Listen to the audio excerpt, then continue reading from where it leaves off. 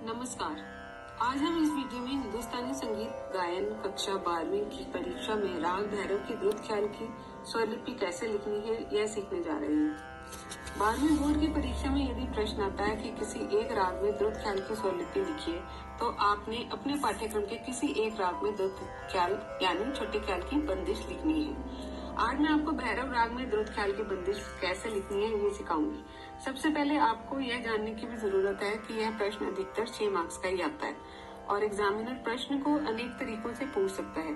जैसे यदि प्रश्न आता है कि आपने पाठ्यक्रम के में से किसी ऐसे राग में द्रुत ख्याल की बंदिश लिखिए जिसका समय प्रातःकाल 4 से 7 है, या वह प्रातःकालीन संधि प्रकाश राग है, या फिर उस राग की बंदिश लिखिए जिसमें रेदा स्वर कोमल है, या फिर अपने पाठ्यक्रम में से उस राग की बंदिश लिखिए जिसका वादी स्वर धैवत और संवादी स्वर रे है। तो यदि आप राग के इन सभी गुणों से परिचित होंगे तो इसका सही उत्तर पहचान कर उस राग यानी राग भैरव की द्रुत ख्याल की बंदिश लिख देंगे। सबसे पहले राग भैरव का शॉर्ट परिचय लिखना है। राग भैरव, ताट भैरव, जाति संपूर्ण संपूर्ण, स्वर रेदा कोमल, शेष स्वर शुद्ध, वादी स्वर धा कोमल, संवादी स्वर रे कोमल। गायन समय प्रातःकालीन संधि प्रकाश राग। आरोह अवरोह पकड़। आरोह है सारे गामा पाधा निसा, अवरोह सानी धापा मगर निसा, पकड़ गामा धाधा पा, गामा रे रे सा। इसका संप्रकृतिक राग है कलिंगड़ा। उसके बाद हम लिखेंगे बंदिश के बोल। स्थाई है धन धन मूरत कृष्ण मुरारी, सुलक्षण गिरधारी, छवि सुंदर लागे अति प्यारी। अंतरा है बंसी धर्मन मोहन सुहावे, बलि बलि जाऊं मोरे मन भावे, सब रंग ज्ञान विचारी। क्योंकि भैरव राग की यह बंदिश 3 ताल में बद्ध है, तो सर्वप्रथम हम 3 ताल की 16 मात्राएं लिखकर उसके 4-4 मात्राओं के 4 विभाग बना लेंगे। मात्राएं लिखकर विभाग बना लेने के पश्चात हम बंदिश लिखनी शुरू कर देंगे। सबसे ऊपर राग का नाम द्रुत ख्याल ब्रैकेट में, फिर ब्रैकेट में लिखेंगे 3 ताल। यह बंदिश 9वीं मात्रा से शुरू होती है। सर्वप्रथम ऊपर वाली लाइन में हम स्वर लिखेंगे और नीचे वाली लाइन में बोल लिखेंगे। तो सबसे पहले हम 3 ताल की बंदिश के स्वर लिखेंगे। तो बाईं तरफ आएगा स्थाई और 9वीं मात्रा से हम स्वर लिखने शुरू करेंगे। गा मा धा धा पम पा मा गा रे गा मा पा मा गा रे रे सा सा सा धा डैश नी सा सा सा सा रे रे सा डैश नी सा गा मा पा पा धा पा सा डैश नी धा पा पाधा नीसा सारे सानी धानी धापा मागा मा। इसके बाद इसके नीचे जैसे जैसे हमने स्वर लिख दिए हैं उसके नीचे नीचे हमने बोल लिखने हैं।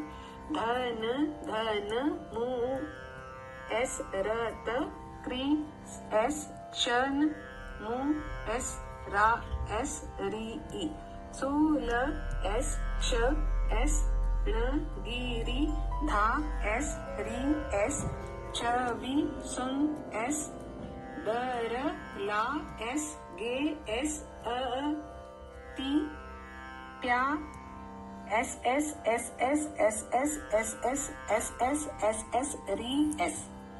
तो इस तरह से जो ये हम एस के बोल लिख रहे हैं, एक तरह से हम बोल को हम अगर हमने लंबा करना है तो हम अगर एक मात्रा करते हैं जैसे सो ल उसको अ की तरह भी बोलते हैं और उसको एस लिखते हैं और बोलते हैं अ, मतलब हम उसको हम लंबा कर रहे हैं उसी बोल को। जैसे मु रारी मु रात। तो इस तरह से हमने ये स्थाई खत्म की और उसके खत्म होने पर हमने ताल के चिन्ह भी लिखने हैं।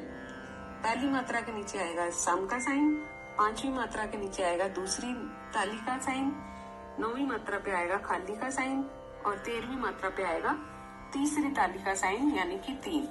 इसके बाद हम लिखेंगे अंतरा। अंतरा भी हमारा 9वीं मात्रा से स्टार्ट होता है। पा डैश धा धा नी नी सा सा नी रे सा सा नी सा गामा रे सा डैश, नी सा रे सा, धा डैश पा डैश, गामा गामा पा डैश धा पा, पाधा नी सा, सारे सानी धानी धापा मागा मा। अब ये स्वर लिखने के बाद हमने उनके बोल लिखने हैं।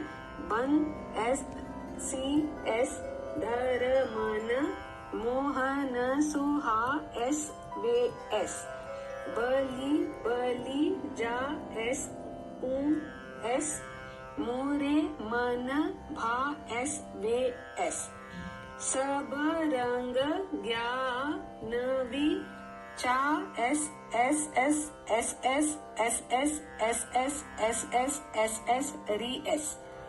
तो जहां जहां हमने दो बोल एक मात्रा में लिखे हैं उनके नीचे अर्धचंद्राकार आएगा। उसी तरह स्वर भी अगर हमने दो बोल एक मात्रा में लिखे हैं तो उनके नीचे भी अर्धचंद्राकार का साइन आएगा। आधार चंद्र आकार।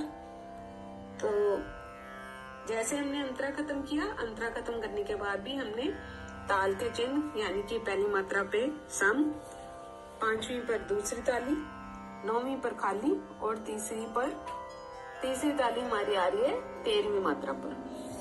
तो ये सारी बंदिश हम जब लिख लेंगे उसके बाद एक और बात ध्यान में रखनी है, लिखने के बाद आपने अपने स्वयं उस स्वर लिपि को फिर से चेक करना है कि आपने सारे साइन करेक्ट लिखे हैं। रे और धा स्वर क्योंकि हमारे भैरव राग में कोमल लगते हैं, तो सभी स्वरों को आपने रे और धा को कोमल का साइन लगा देना है। और जहां पर तार सप्तक के स्वर लग रहे हैं, जैसे हमारे अंतरे में हमारे तार सप्तक के स्वर प्रयोग हो रहे हैं, तो अंतरे की पहली लाइन है जैसे मोहन सुहावे, जहाँ सा नी रे सा, तो सा चार स्वरों के ऊपर बिंदी लगाई है, तो यानी कि यहाँ पर हमारा तार सप्तक के स्वर लग रहे हैं। जहां जहां हमारे तार सप्तक के स्वर लग रहे हैं वहां पर आपने ऊपर बिंदी लगानी है। और स्थाई में हमारे कहीं पे अगर मंद्र सप्तक के स्वर लग रहे हैं तो वहां पर हमने मंद्र सप्तक की यानी कि स्वर के नीचे बिंदी लगानी है। जैसे हमारी स्थाई में मंद्र सप्तक का धा हमारा लगा है 10वीं मात्रा पे और फिर नी लगा है 12वीं मात्रा पर, तो यहाँ पर हमने बिंदी नीचे लगानी है। और नी लगा है एक और 5वीं मात्रा पर, जहाँ पर दूसरी लाइन की 5वीं मात्रा, जैसे सा धा नी सा रे सा नी सा गामा, तो यहाँ नी है जो उसके नीचे बिंदी आएगी। तो इस तरह से जहां जहां हमने मंद्र सप्तक के स्वर लगे हैं वहां नीचे बिंदी लगानी है, जहां जहां हमारे तार सप्तक के स्वर लगे हैं वहां ऊपर बिंदी लगानी है। तो इस तरह से ये हमारा राग कंप्लीट होता है।